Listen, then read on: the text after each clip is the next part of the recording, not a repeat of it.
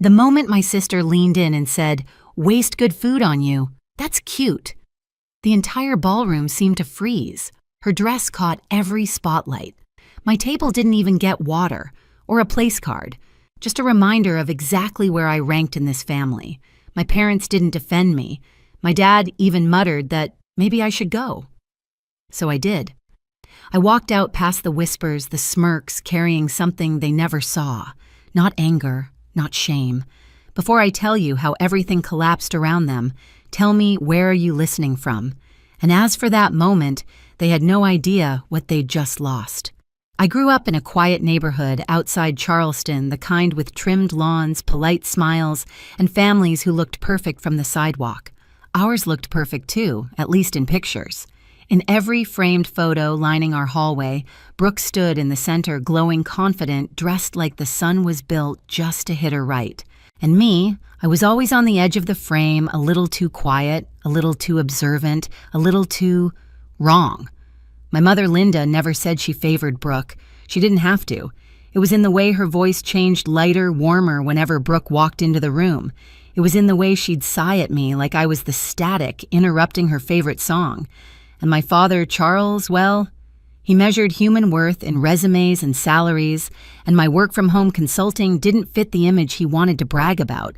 You need a real job, he'd say, not even looking up from the news. But the truth was, I had one, just not one, he understood. My intuition has always been sharp. Too sharp if you ask my parents. When I was 11, I warned my mother that Dad's new business friend made my stomach twist. There was something off about him, his forced smile, his jittery hands, the strange energy around him I couldn't shake. Mom brushed me off, told me I was imagining things again. 2 months later, that same man drained one of Dad's accounts and nearly cost us the house. No apology, just silence. The kind that tells you the truth doesn't matter when it's coming from the wrong child. Middle school was the first time someone listened. I told a teacher something wasn't right about a substitute coach, the way he stared too long, the way the air felt wrong around him. She trusted me. And she was right to. He was caught installing a hidden camera in the girls' locker room.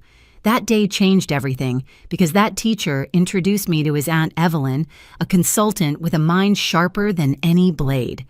Evelyn didn't flinch when I told her about my intuition. She didn't call me dramatic or broken. She said, "Your mind sees shadows other people pretend aren't there. That's not a flaw, Madison. That's leverage." Under her guidance, I learned how to read patterns, how to dissect people's motives, how to see the business world the way some people see equations. By college, I was quietly helping companies recover from disaster. But at home, I was just the girl in socks and a laptop, the one who paid a portion of the household bills while everyone still insisted she did nothing. Meanwhile, Brooke lived like the world was soft and padded just for her. Promotions, compliments, praise, everything flowed her way like it was pre-ordered. When she announced her engagement to Lucas, the room lit up like someone had plugged my parents into an outlet. I felt something cold slide down my spine the moment I shook his hand, a warning. But when I tried to gently tell Brooke to slow down, she laughed like I was a minor inconvenience in her otherwise perfect orbit. And that was the beginning of everything that would eventually lead to that ballroom, that table with no water, and the sentence that sliced through me like glass. I wish I could tell you I was surprised by what came next, by the way things shifted after Brooke announced her engagement. But the truth is, the undercurrent had been there long before the ring. It showed up in small moments, the kind you almost miss if you're not paying attention. But I always pay attention. It's the one thing I've never been able to turn off. Lucas entered our family like someone stepping onto a stage he already believed he owned. He shook hands too firmly, smiled too widely, and spoke in polished phrases that sounded memorized. Most people saw confidence. I saw something hollow, like a drum stretched too tight. When he looked at Brooke, the warmth in his expression didn't quite reach his eyes. And when he looked at me, he didn't look long at all, like I was a detail he didn't want to acknowledge. At the engagement dinner, I caught him scanning the room the way men scan price tags. Brooke clung to his arm, laughing too loudly at jokes he barely finished. My parents watched them like they were witnessing royalty. The whole night had that glossy, too perfect sheen that always makes my instincts flare. I tried to ignore it until the moment Lucas pulled Brooke aside near the kitchen door. They whispered sharply, Brooke pretending to smile, Lucas gripping her arm a little too tightly. When they walked back, Brooke's lipstick was smudged at the edge and Lucas's jaw looked clenched. Nobody else noticed.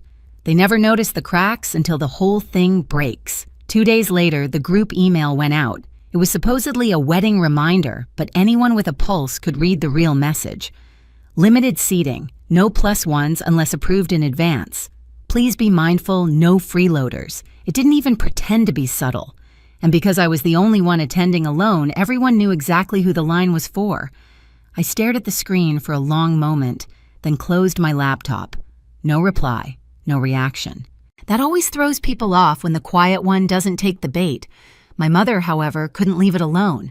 You won't cause issues at the wedding, right? She asked over dinner a few nights later, not looking at me spooning potatoes onto Brooke's plate instead. What kind of issues? I asked.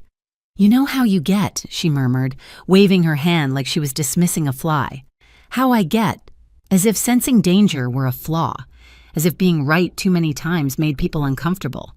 Then came the fitting appointment. Brooke wanted family bonding, which was her code for an audience. She twirled in a mermaid gown while Mom teared up, and I stood off to the side holding a box of abandoned pins. Lucas arrived halfway through, checked the price tag on the dress before kissing Brooke's forehead. My father laughed, thinking it was harmless. I saw the calculation in his eyes. When Brooke asked me what I thought of the dress, I told her the truth. It's beautiful, I said. She narrowed her eyes. You said that too fast. There are moments you can feel the ground shifting beneath you, warning you that something bigger is coming. This was one of them.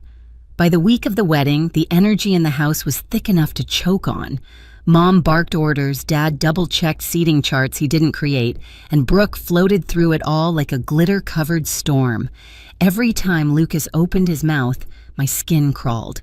Every time Brooke brushed me off, something inside me coiled tighter.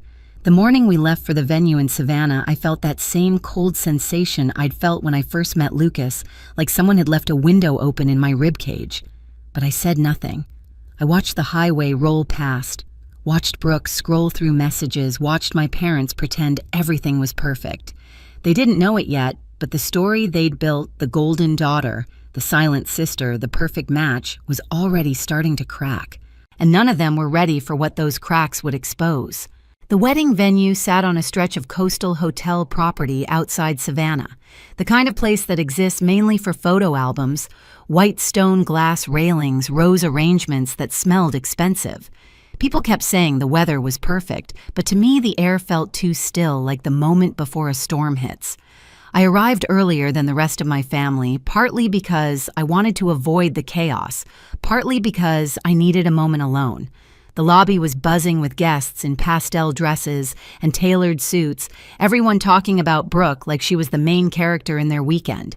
They barely glanced at me, and honestly, I preferred it that way. When my parents walked in, they gave me a quick nod before rushing to help Brooke with last-minute touches. I stayed back, leaning against a cool marble pillar, as Brooke swept through the lobby with Lucas behind her. She looked stunning, not just in the physical sense, but in the way someone looks when the entire world has convinced them they're untouchable. Lucas glanced at me once, and for a split second, our eyes locked. The expression on his face wasn't annoyance. It wasn't smugness either. It was awareness, like he recognized me as a threat he didn't understand. He immediately looked away. I should have said something. I should have warned Brooke again. But what do you tell someone who's already decided she doesn't need you? At the rehearsal, walkthrough, the first real cracks showed. Brooke snapped at a coordinator because the aisle candles weren't symmetrical enough. Lucas blamed a groomsman for messing up timing when he was the one who entered late. My parents stood by them, both smiling thinly, too, invested in the image to see the reality wobbling under their feet. While everyone rehearsed, I wandered toward the reception hall. Most of the tables were already set gold plates, crystal glasses, towering centerpieces. It was beautiful in a way that almost made me forget the tension humming beneath everything. Then I found my assigned table. It was near the back, against a wall, practically hiding behind a pillar. No centerpiece, no water, no place card, just an empty setup that felt less like a mistake and more like intention. I stood there for a long moment, absorbing it. The hum of conversation from the main tables, the faint salt in the air from the ocean outside. The realization settling in my chest this wasn't an oversight. This was preparation for humiliation. Later, when I asked a passing server about it, she hesitated before saying, "I was told this one is self-managed." She rushed off before I could respond, leaving her words hanging like dust in the air. Self-managed, in a ballroom filled with catered luxury. Only my table. That evening, back in my hotel room, I sat on the edge of the bed staring at the navy dress I had laid out for the ceremony. I'd chosen it because it made me feel calm, grounded like myself. But in that moment, I realized it was also armor, not flashy, not for show, just steady enough to remind me I wasn't as breakable as my family thought. I could feel the unraveling, the subtle slips, the tension tightening like a pulled thread. And I knew, without fully knowing why, that tomorrow wasn't going to be the fairy tale Brooke imagined. She was pushing someone too far, and when you keep pulling a thread, eventually, the entire dress comes apart. The morning of the wedding tasted like salt and nerves. Even the air felt heavier, as if the coastline itself sensed what was coming. I slipped into my navy dress, smoothing the fabric over my ribs. It felt like a second skin, quiet, steady, utterly, unlike the glittering spectacle the day demanded from everyone else. When I stepped out of my hotel room, everything smelled like perfume and pressure. Guests glided through the hallways toward the ceremony, their voices lifted in polite excitement. I walked among them like a ghost, visible but unnoticed. The violin music floated through the corridor as I approached the entrance to the ballroom. Elegant, soft, completely at odds with the tension knotted behind my sternum. Inside the room shimmered, light scattered across the polished floor, catching the sequins on dresses and the gold accents on the tables. Brooke stood near the front, surrounded by bridesmaids, her veil fanned out behind her like she was posing for a magazine cover. She didn't notice me at first. Why would she? I'd been a background character in her life for years. I made my way to my assigned table, the same one from rehearsal, still shoved against the wall, still without water silverware or a place card. Only this time, the other tables were now fully set, wine-poured bread baskets, steaming servers moving smoothly from group to group. Not mine. When I caught the eye of a server walking past, she froze like she'd been caught doing something wrong. "Excuse me," I said quietly. "Is there a delay with this table?" She glanced at her chart, then back at me, guilt rising in her cheeks. I was told this one is self-managed." The words dropped like stones. In a catered ballroom, I asked. She swallowed. "I'm really sorry." And then she hurried away. The humiliation wasn't surprising. What surprised me was how unsurprising it felt, like I'd been bracing for this moment my whole life. I sat down anyway. The ceremony itself was a blur of white fabric vows that sounded like carefully curated Instagram captions, and Brooke smiling like she'd won something. Lucas stood beside her in a suit that felt like a costume's sharp lines hiding a hollow core. When they kissed and the room erupted in applause, I clapped too, not out of joy, but out of resignation. This was the world they wanted, the image they'd built, and I had never belonged in it. After the ceremony, guests flowed into the reception hall. Laughter, champagne glasses clinking, plates full of food I hadn't been offered. I stayed seated silent, the cool wall at my back. That was when Brooke saw me. She detached herself from a cluster of bridesmaids and walked over, dress, swishing, perfume hitting, before her words did. She leaned down, her smile so syrupy sweet it made my teeth ache. "Waste good food on you. That's cute." Her voice wasn't loud. It didn't need to be. The people closest to us heard it. The ones further away felt the shift, heads turning, whispers catching like sparks. I blinked at her, stunned, even though I'd prepared myself for something. Just not this level of precision, this level of cruelty. She tilted her head. "You can just leave the gift and go home." Home. A place where I was needed when bills were due, but forgotten at every celebration. I felt every eye on me. The sting wasn't from her words. It was from seeing my parents standing just a few feet away, watching, doing nothing. My mother looked at her flowers. My father took a sip of wine, then muttered, "Well, maybe she should go." And that was it. The moment the last thread snapped, I stood slowly. The room seemed to expand and contract around me like a lung struggling for breath. My napkin slipped off my lap and onto the floor, landing with a soft whisper. "All right," I said, forcing a small smile. "I'll go." Brooke smirked. Victory. But I wasn't finished. I looked at her, really looked at her, and added, "But just know this, you'll all regret it." The air shifted. Someone at the main table dropped a fork. A bridesmaid sucked in a breath. Brooke blinked confusion slicing through her smugness. Before she could respond, a chair scraped loudly near the front. A tall man in a slate-gray suit stood Grant, Lucas's older brother. I hadn't seen him all morning. "I care," he said, his voice cutting through the ballroom like steel wrapped in calm, "and you should listen to her." Every head turned.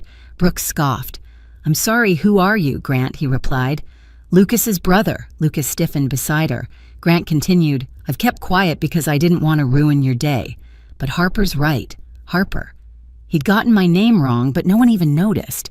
They were too focused on him. "You will regret this," he said evenly. "All of it." The room fell into a deeper silence. Then Grant turned to the crowd. "Since everyone here loves appearances so much, let's rip off the last one. Lucas isn't an heir to anything. Our father's company filed for bankruptcy 6 months ago. He's been unemployed since."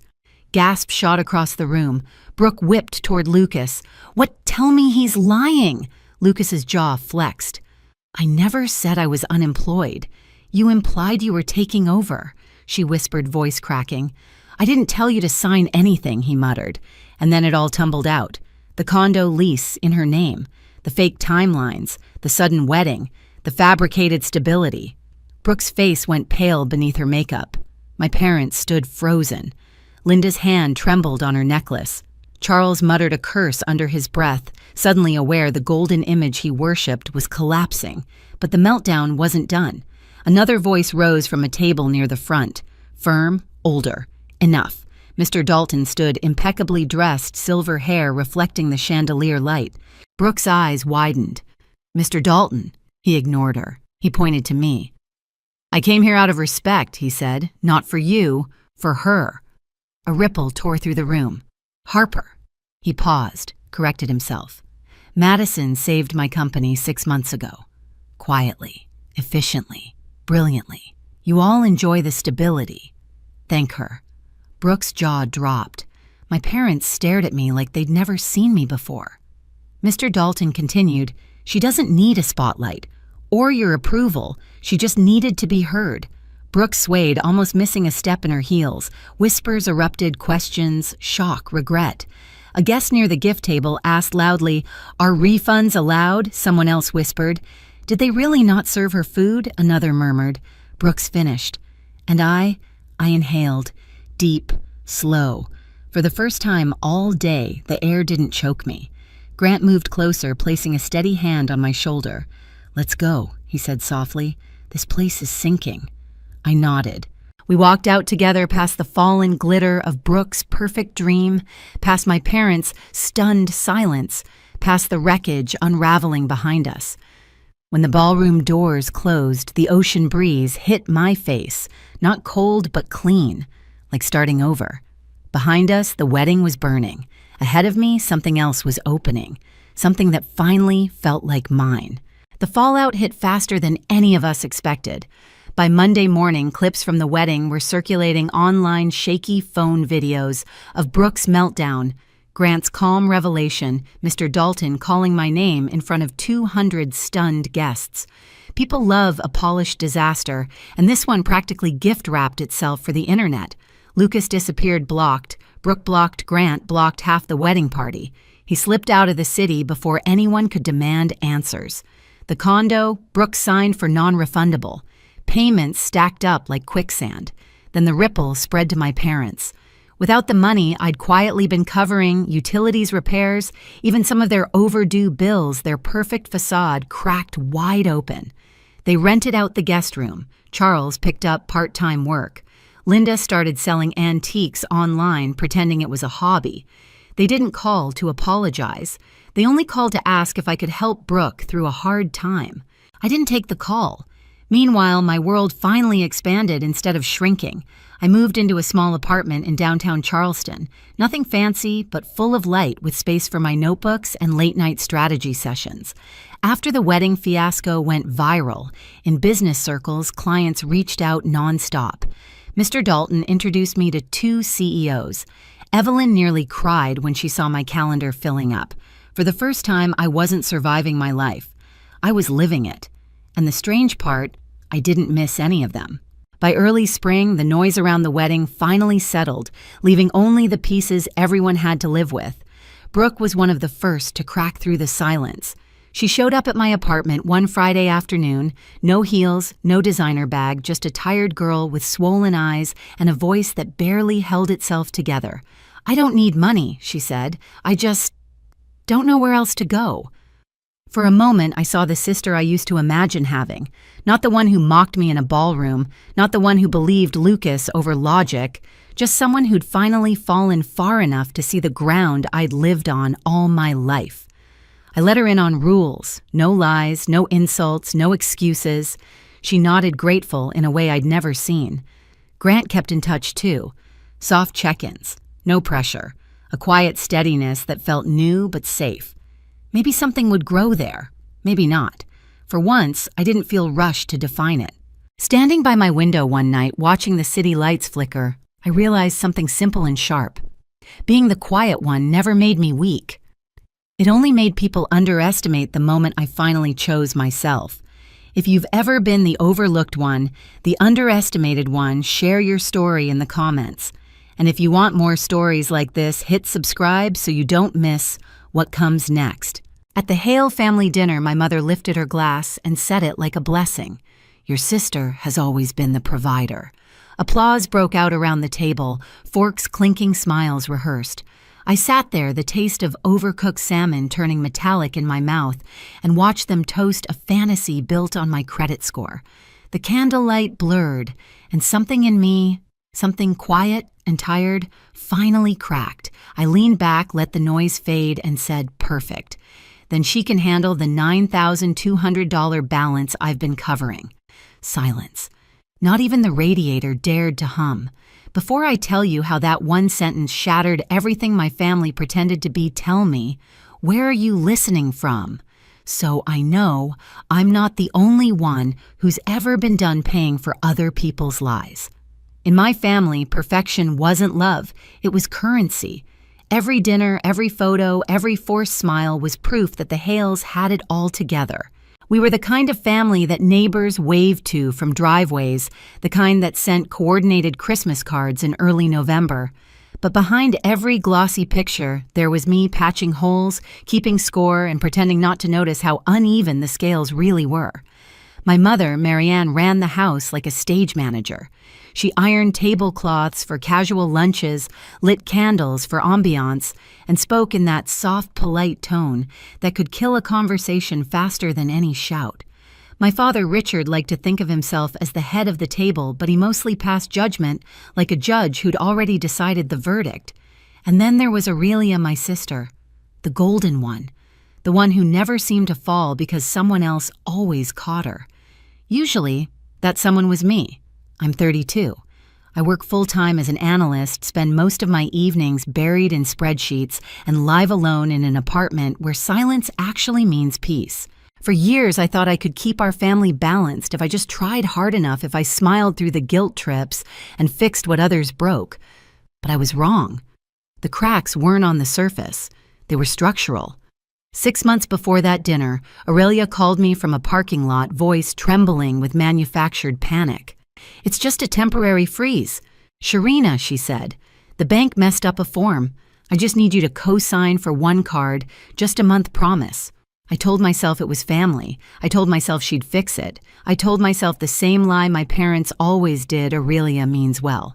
So I signed. A month later, my phone started pinging with payment alerts. I brushed it off, thinking it would be resolved soon. By the third month, the balance had sprouted late fees like weeds. I emailed her twice, polite, careful, factual. She replied with a heart emoji, and you're an angel. Meanwhile, her life online bloomed like nothing had happened. She posted sunrise yoga, rooftop brunches, quotes about women supporting women. My mom shared every post. My dad commented with clapping emojis. I watched in silence, knowing those smiles were funded by my exhaustion. Then one Thursday, Marianne called. "Family dinner this weekend," she said brightly. "Something special." I asked what the occasion was. She hesitated for a heartbeat, then said, "You'll see." When I arrived that night, the good china was out the porcelain set we only used for holidays or major announcements. In our family, that set had meaning. It was the prophecy of pretense. Whenever those plates appeared, truth was about to be buried under politeness. I should have turned around at the door, but I didn't. I took my seat at that shining table, unaware that the applause waiting for me wasn't celebration, it was a verdict. The night of the dinner, everything gleamed a little too perfectly. The tablecloth was starched flat, the silverware caught the candlelight like polished mirrors, and the air smelled faintly of roasted salmon and performance. Marianne hovered near the table, adjusting napkins that didn't need adjusting, humming a hymn under her breath like she was trying to calm herself, or maybe to signal that this was going to be one of those nights where we pretended to be happy. Richard sat at the head of the table, posture stiff, expression carved into authority. He cleared his throat before anyone spoke, the way he always did when he was about to make something sound official. Aurelia sat to his right, dressed like she was about to accept an award. Gold earrings, silk blouse, her hair shining just so. When she smiled, it was the kind that reached no further than her reflection in her wine glass. "Everyone ready?" My mother chirped, her tone too bright to be casual. "Let's begin." We passed the salad bowls and small talk around the table like props in a play. Aunt Beth complimented Aurelia's business venture. Uncle Frank asked about that exciting project she'd been leading. I sat there listening to the fiction grow legs. Aurelia spoke about networking, about brand partnerships, about helping women in tech find their voice. The words sounded impressive, hollow and expensive. Then Richard lifted his glass. The conversation stilled, as if on cue. "I want to say something," he began, his voice deep, steady, rehearsed. "This family has always believed in hard work, in building something real, and no one represents that better than Aurelia." My fingers tightened around my glass. Marianne's eyes shone as she looked at my sister. "Your sister has always been the provider," she said softly but loud enough for everyone to hear. The words hung in the air, golden and poisonous. Provider. The same word she'd used when I paid the bills last winter, when I covered the car insurance, when Aurelia called me crying over a clerical mistake. Only this time, the applause followed. Everyone at the table clapped. Polite, rhythmic, mechanical. The sound filled the room, swallowed me whole. Even Richard joined in, tapping his fingers against his glass with a proud half smile. Aurelia dipped her chin in mock humility, the perfect actress in her favorite role. I stared down at my plate. The food blurred my reflection, wobbled in the gravy's sheen. My heart didn't race, it hardened. Each clap echoed in my chest like a hammer against something long cracked. When the noise finally died, Marianne reached across the table, touching Aurelia's wrist. "We're just so proud of you," she said. "You've carried this family." That was the moment something inside me snapped into perfect icy focus. I leaned back in my chair. My voice came out even quiet, controlled. "Perfect," I said. "Then she can handle the $9,200 balance I've been covering." Forks froze midair. Aurelia's head jerked up. What I set my glass down gently. "The card I co-signed for you, the one you said was temporary." Color drained from her face. "You're exaggerating itemized payments, interest, and late fees," I interrupted. "All under my name." Marianne blinked, her lips parting in silent horror. "Sweetheart, not here." Richard's tone turned sharp. "Enough." But I didn't stop. I reached into my bag and placed a thick envelope in the center of the table. It landed with a dull thud that silenced the room. "Bills," I said. "Since you're the provider." Aurelia's jaw trembled. "You could have talked to me privately." I did, I said. Twice. You left me on red and flew to Cabo. For a heartbeat, nobody moved. The only sound was the faint tick of the grandfather clock in the hallway. Then Aurelia pushed back her chair, trying to laugh it off. You're being dramatic. Maybe I said standing, but at least I'm being honest. Richard's face reddened. You will not embarrass this family in front of everyone. I met his eyes. I didn't. I just stopped pretending. I turned and walked out the envelope, still sitting on the table like a loaded gun no one dared touch. Behind me, the silence cracked Marianne's whisper, a half-swallowed sob, a wine glass clinking. Outside, the night was cold and wet. I stood on the porch, breathing air that didn't taste like lies. The house glowed behind me, my family frozen inside their perfect picture. For once, I didn't feel small for leaving. I felt free. 3 days passed without a single message. Not from Mom, not from Dad, not even from Aurelia. The silence was almost comical. In our family, silence wasn't peace. It was strategy. It meant they were regrouping, rewriting what had happened, assigning blame in whispered tones. I went to work, answered emails, paid bills, but the quiet trailed me like a fog. Every time my phone buzzed, I half expected an apology, half expected a demand. Instead, nothing. On the fourth night, as rain slid down my apartment windows, I opened my laptop and created a new folder, Aurelia. Statements. Inside, I dropped screenshots, bills, payment reminders, every receipt of every lie. I wasn't raging anymore. I was documenting. There's a difference. Rage burns fast. Proof lasts. When I clicked save, my hands didn't shake. They used to whenever I thought about disappointing my parents, about being the difficult one. But something about that dinner had burned out my need to be gentle. That's when the message came. Mom, your father wants to talk. Come home tomorrow at 6. No please, no apology, just an order. The next evening, the house looked identical to the night I'd left it. The same good china on the table. The same candles, unlit but ready. Only this time there was no smell of dinner, just tension, heavy and unseasoned. Richard sat at the head again, arms crossed. Marianne hovered behind him, wringing her hands. Aurelia stood by the wall phone, clutched like a shield. Sit, Richard said. His voice was calm, but it carried that familiar weight of judgment. I sat. He slid an envelope across the table. This is to settle things, he said, like adults. Inside was a check for $9 and $200. I didn't touch it. You're paying me off, Richard exhaled sharply. We're closing a chapter. There's no need to drag this through the mud. Marianne jumped in, her voice trembling. Sweetheart, you embarrassed your sister. You blindsided all of us. Let's just end this. I laughed quietly. End what? The part where I carry her debt, or the part where you pretend she's successful? Aurelia flinched. You didn't have to humiliate me in front of everyone. You did that yourself, I said. Richard slammed his hand on the table. Enough. We don't expose family in public. I met his eyes. Then maybe you should stop hiding the truth in private. For a moment, no one breathed. The room seemed to shrink around us. Marianne reached forward, pushing the envelope closer. Take it, Sharina. Please, let's move on. I folded the check, neatly slid it back toward her. This isn't forgiveness, I said. It's a receipt. Richard's shoulders sagged. Marianne's eyes glistened, but she said nothing. Aurelia stood frozen, like someone waiting for the director to call cut. I rose from my chair, steady. I'm done being your cleanup crew. You wanted to call her the provider? Great. Let her start providing. I walked out. The air outside hit cold and clean. The porch light flicked on behind me, a reflex, one last attempt to guide me back. But I didn't look back. I drove home, opened my laptop again, and created a second folder, The Golden Daughter. This time it wasn't just about money. It was about truth, and I wasn't going to keep it private anymore.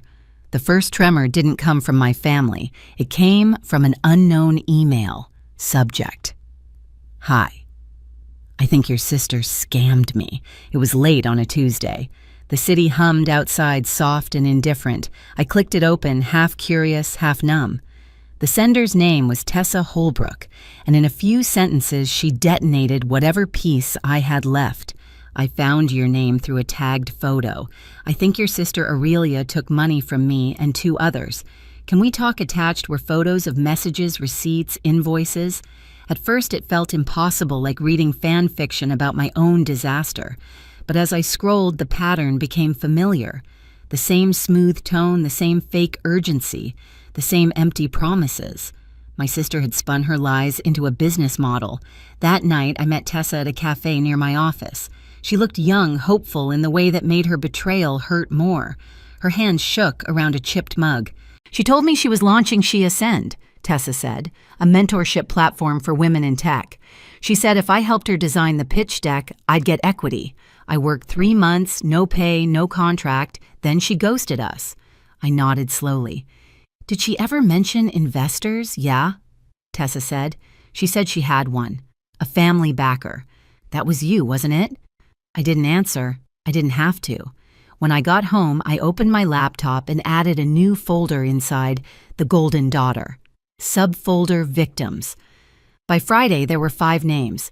Every woman had the same story promises of partnership unpaid work and a disappearing act once the product failed to materialize.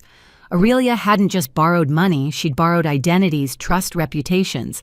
Then, out of nowhere, Mason Clark, her ex, showed up at my door. He looked hollowed out. She left this at my place, he said, holding a small external drive wrapped in a scarf. I don't want it. When he left, I plugged it in. Inside were dozens of folders, screenshots, voice notes, transactions, bank statements. But one spreadsheet stopped me cold. Bridge loans. Do not share. Each line had a name, an amount, and a note beside it. Mom, $5,000, pays quietly. Dad, $2,800. Cover story, business investment. Ethan Ward, $12,000. Naive folds if cornered. Sharina, $9,200. Reliable backstop. Can use again. I stared until the text blurred. It wasn't a sister's list. It was a predator's playbook. I called Ethan our cousin. He answered on the second ring. She got you too, I said quietly. A long pause. Then, how much enough that she labeled you an easy mark? He laughed bitterly. My wife doesn't even know. She said it was an investment. Tell her I said. The secret's the poison. We met at a diner that night sharing stories over cold fries and burnt coffee. Ethan asked the question I'd been circling for weeks. You're going to expose her, aren't you? I didn't answer. I didn't need to. 2 days later, my phone buzzed again. Mom! Her voice trembled through the receiver. People are starting to talk online. There's a post about her company. You need to stop this before it ruins her. I kept my voice calm. It's not me, Mom. It's the truth catching up. Don't you dare sound proud of this. I'm not proud, I said. I'm done hiding it. That night, I organized every file into a single timeline. Payments, bills, receipts, messages, photos. A chain of cause and effect that couldn't be undone. And then at 2:14 a.m., I opened a new document. Title, The Golden Daughter Family Silence. A Sister's Lies and the Cost We Paid. The words poured out faster than I expected. I didn't write like someone angry. I wrote like someone finally free. I didn't embellish. I didn't dramatize. I just told the truth. By dawn, the document was 20 pages long. I hovered over the publish button for a long time. My reflection glared back from the dark laptop screen, tired, resolute, unflinching. I whispered the same words I'd said that night at dinner. Perfect. Then she can handle the balance. And I clicked post. The story exploded faster than I could refresh my notifications. Within hours, it was everywhere: Twitter, LinkedIn, Reddit. People shared it under hashtags, had golden daughter scam, family abuse of trust, has She Ascend fraud. Screenshots flooded in Aurelia's emails, her fake business pages, even voice messages she'd sent to potential partners. The internet became a living archive of her lies. At noon, the company she'd recently interviewed with released a public statement. We have rescinded our offer to Ms. Hale and stand with those affected. The news hit harder than I thought it would. Not joy, just the hollow sound of truth landing where it belonged. Then my phone rang again. Mom. Her voice was breaking. She came home, Sharina. She's shaking. She says she's scared of you. Of me, I asked. Or of the consequences. She's your sister, and I was your daughter, I said, but that never stopped you from ignoring the math. There was a pause. a wet, ragged breath. "Please take it all down. You'll ruin her life." "She already ruined it," I said softly. "I just stopped paying the interest." When the call ended, I sat in silence, surrounded by the low hum of my computer, my inbox filled with messages, strangers thanking me, victims reaching out, others warning me to be careful. I opened one more email, no subject line, no signature. "You think you're better than me?" No name, but I didn't need one. I created one last folder, Aurelia. Final. Inside, I saved everything. The story wasn't about revenge anymore. It was about record keeping, about making sure no one else would mistake silence for loyalty again. That night, I stood by my window watching the rain streak down the glass. Somewhere out there, my sister was hiding from her own reflection. For years, she'd lived off my credit, my peace, my restraint. Now she was bankrupt in all the ways that mattered. And for the first time in my life, I wasn't afraid to let her stay that way. By morning, my story had a life of its own. The internet had turned into a courtroom, and Aurelia was on trial. People dug through her posts, found old interviews, screenshots, photos from fake conferences. Her name trended for all the wrong reasons. The comments were brutal but honest. Every lie she'd told now had witnesses. I didn't celebrate. I watched, quietly, the same way I used to watch her be praised while I stayed in the background. Only this time, the spotlight was justice, not favoritism. At noon, I got another call from Mom. Her voice was shredded. "She hasn't eaten in 2 days. She's terrified. Please, Sharina, it's enough." "No," I said gently. "It's true. You could have handled this privately." "I tried privately. Remember? You all ignored me until it was public." Silence. Then faintly, "We thought we were keeping the peace." "No, Mom," I said. "You were keeping the illusion." Later that day, my dad showed up at my apartment. No folder this time, no pretense. Just him, smaller than I remembered. He handed me an envelope, $15,000. To cover whatever she took, he said, "We just want this to end. I didn't open it. That's not what I need." He looked lost. "Then what do you want?" "Accountability," I said. "Just once, I want to hear you say she was wrong and that you helped her stay that way." He looked down at the floor, eyes wet. "I thought I was protecting her. You were protecting the lie." He nodded slowly. "Do what you need to do." When he left, the envelope sat untouched on the counter. I poured myself a glass of wine and opened my laptop.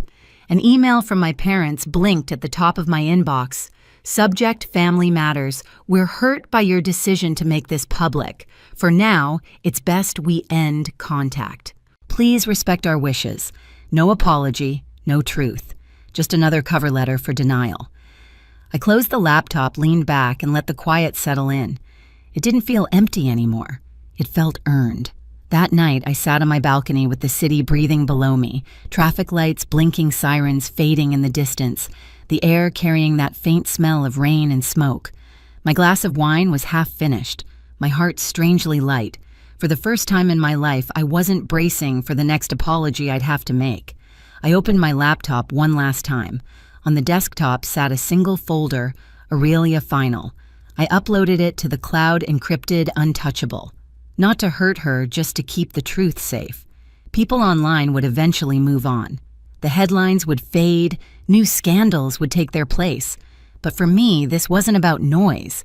It was about finally living in silence that didn't demand my obedience. I looked out at the city lights, each one a small pulse of survival, and whispered, "They called it betrayal. I call it boundaries. If you've ever had to choose truth over peace, you're not alone. Share your story in the comments and subscribe if you believe some families don't need secrets. They need witnesses."